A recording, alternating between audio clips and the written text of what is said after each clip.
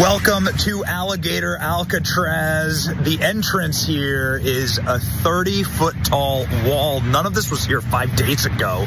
It's got razor wire on the top, just unbelievably impressive. Not a fun place to be put in prison. You do not want to go here. I'm getting swarmed by mosquitoes right now, and we saw at least 30 alligators on our way in driving. It is in the middle of truly nowhere. It took us an hour, 4-hour drive to get here today. It's crazy. Last week, Florida's Alligator Alcatraz welcomed its first round of migrants into the haphazard facility. And like we all expected, it is not fit for human confinement. So CBS News Miami spoke with detainees at the facility, and they claim that they are enduring inhumane conditions, including a lack of access to good water, inadequate food, and the denial of religious rights. So here is some of the things that what the detainees are saying. One detainee, a Cuban reggaeton singer, Limsy La Figura, who was arrested on assault charges, told CBS Miami, "We've been here at Alcatraz since Friday. There's over 400 people here. There's no water to take a bath. It's been 4 days since I've taken a bath. They only brought a meal once a day and it had maggots. They never take off the lights for 24 hours. The mosquitoes are as big as elephants." It's unbelievable. Another detainee had this to say, "I'm on the edge of losing my mind. I've gone 3 days without taking my medicine. It's impossible to sleep with this white light that's on all day. They took the Bible I had and they said, in here, there is no right to religion. And my Bible is the only thing that keeps my faith. And now I'm losing my faith." Yeah, that'll do it. And a third detainee had this to say, "I don't know their motive for doing this, if it's a form of torture. A lot of us have our residency documents and we don't understand why we're here." Okay, so that is the scary part here.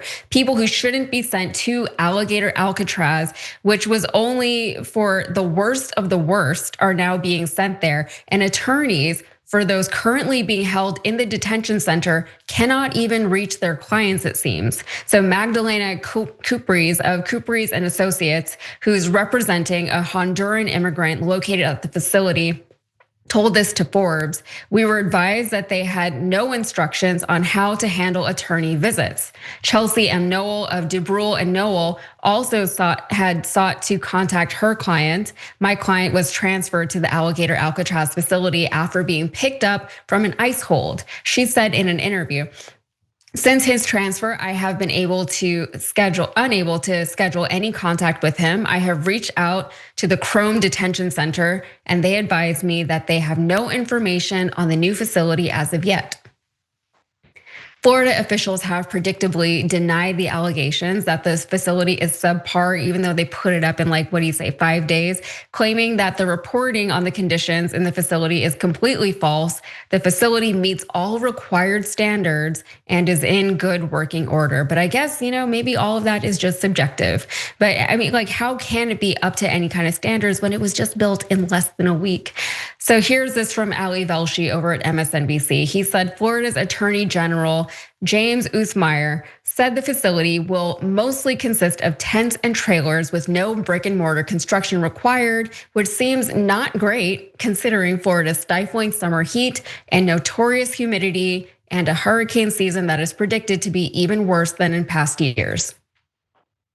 It was also reported last week 5 Democratic state lawmakers were denied access to the facility due to safety reasons. So we don't actually know what is going on inside the facility. Miami-Dade County Mayor Daniela Levine Cava is now demanding monitoring access to the facility due to all the reports that are coming out about it. She said this, "Detention centers like Chrome and the newly opened facility in the Everglades have been placed in isolated areas with poor access to hospitals and legal counsel.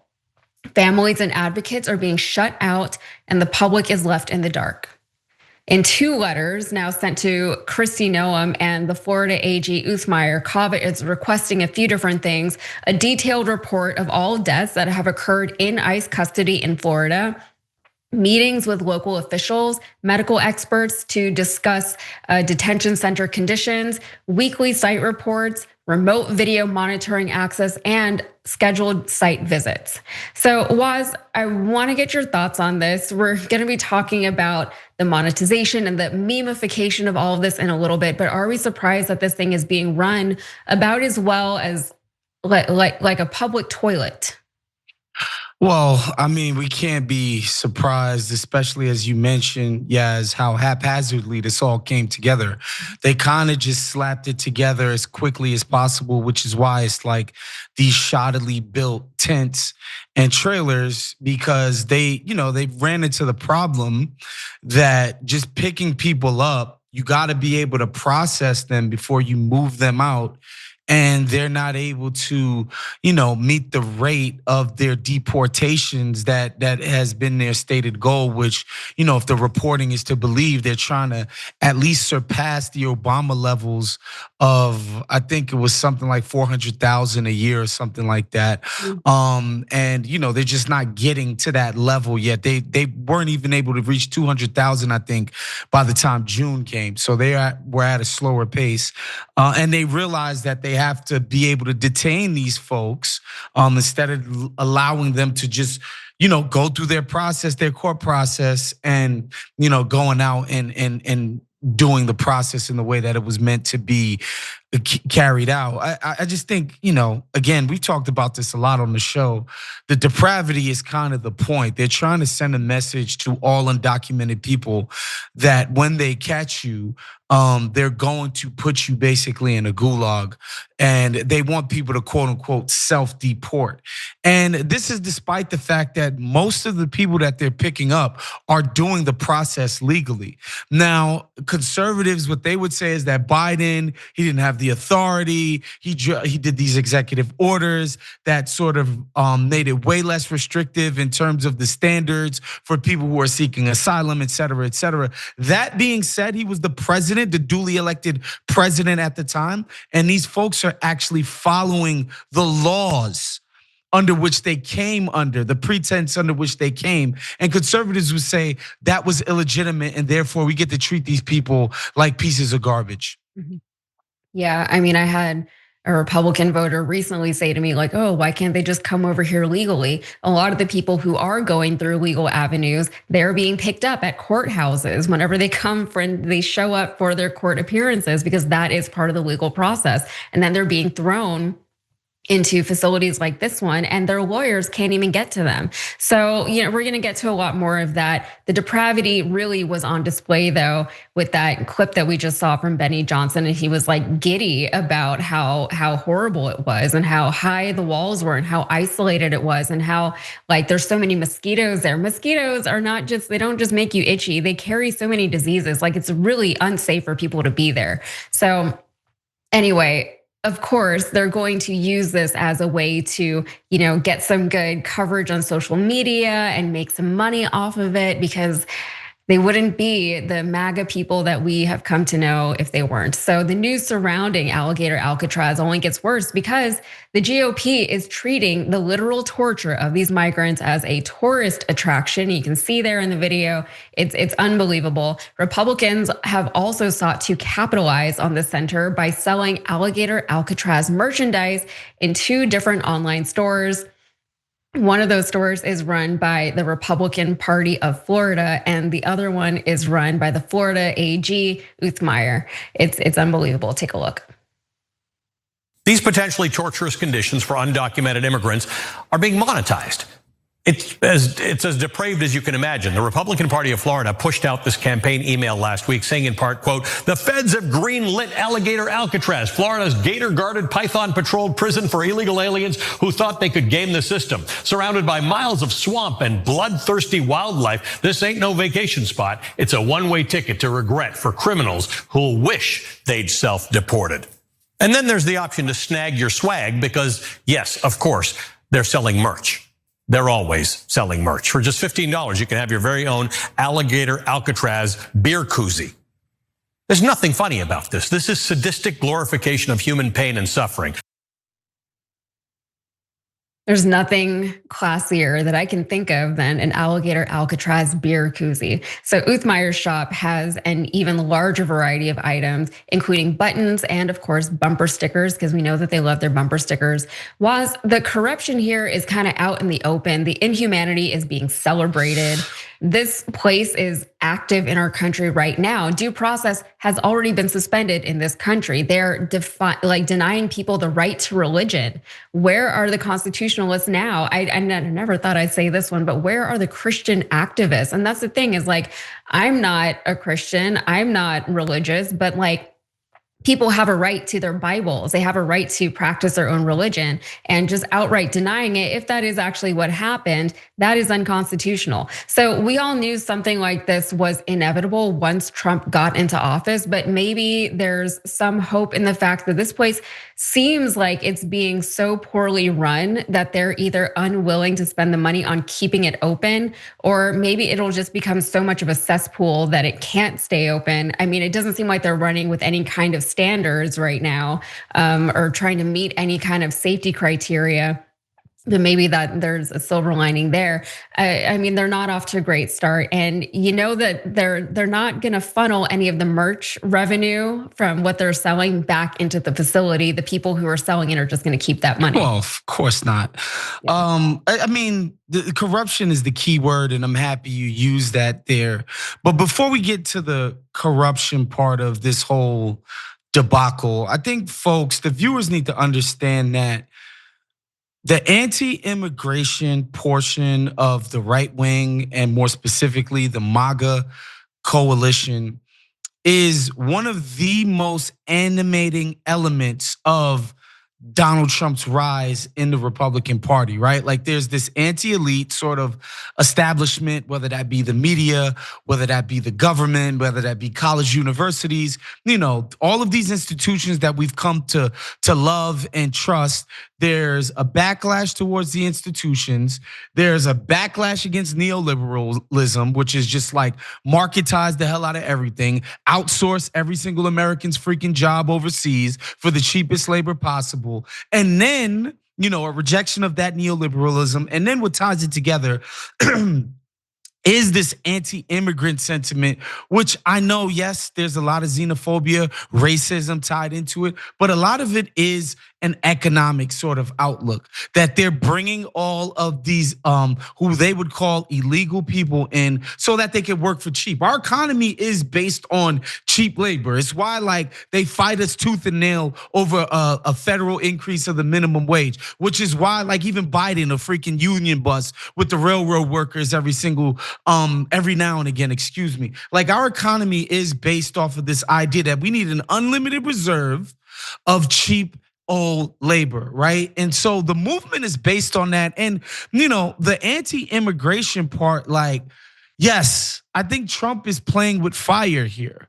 The Republicans, the right wing, they're playing with fire. Yes, to the base, to the people who love Trump the most, they cannot get enough of this. They feel like the immigration system has been unfair. They feel like people have jumped the line. They feel like resources are being allocated to new people who they themselves are being told there's no resources for anything pertaining to their lives.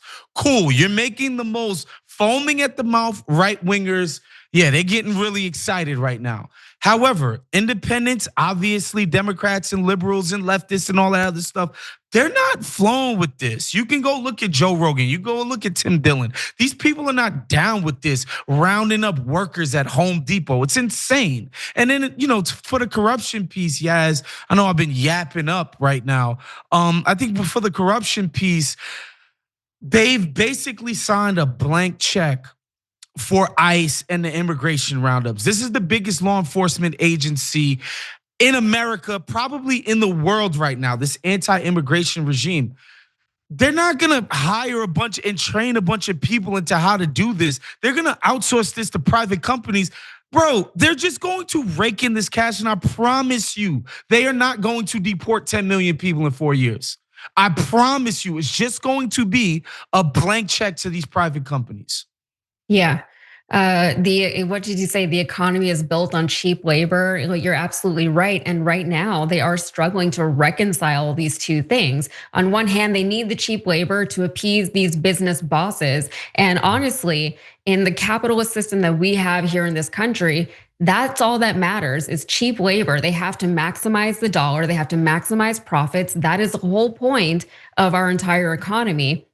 And so whenever the dollar is prioritized, that means that people are not prioritized. And that's why the idea of running this country as a business never made a whole lot of sense to me as, a leftist or whatever you want to call me, because if you run it dirty like a commie, business, that's what we're gonna call you. Yes. yeah, thank you. But that's the thing. Like, if you run it as a business, then you're not running it for people, and government is for the governing of people. And I don't know why people don't really understand that. I think there's an idea that in a perfect world, there's some kind of balance that can be struck somewhere where people would get all the things that they need and want to live quiet, comfortable, safe lives. But at the same time, we're still gonna be promoting business and running an efficient economy. Sure, those are good goals to have, right? But whenever business is the goal, then the person is no longer the goal, right? Business means low prices, which means people are not getting paid. And it means higher profits, which means people are getting overcharged. The consumer is getting overcharged, but also at the same time, the consumer is really the only thing of value in this country right now.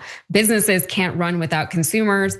And here we are today. And now you see Trump, who is trying to appease these business bosses, but at the same time, he's trying to appease his MAGA base that is incredibly xenophobic, that really wants to see all these people get deported. I think you mentioned earlier in the segment that they're trying to beat Obama's numbers, right? And they can't do it. They're not doing a good enough job at meeting these arbitrary benchmarks that they've set for themselves, right? And they promise, we're gonna get rid of all these criminals and all these gang members. But the truth is, a lot of these immigrants are not criminals and they're not gang members. So inevitably, they have to just start locking people up. So, and we just saw, Trump, he alienated a huge swath of his base just by floating the idea of amnesty for illegal farm workers in this country right now. But this administration, they do this thing where they have a problem that is being presented to, something that their base thinks is a problem. And they say, fine, we'll work on that. And then their solution just creates much bigger problems that they pretend to just not see. So I'll give you the final word before we get a break.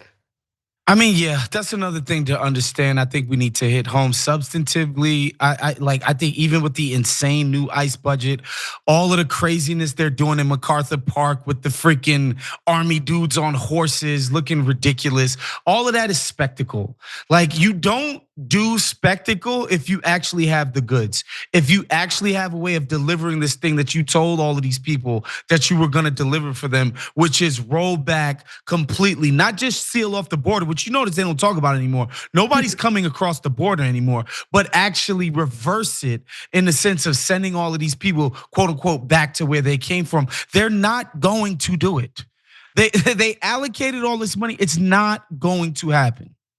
Yeah, so good luck to them, I guess. I don't know. They have to. This thing can't stay open. This thing cannot go on, and the people who are supporting it are very much so on the wrong side of history. Every time you ring the bell below, an angel gets his wings. Totally not true, but it does keep you updated on our live shows.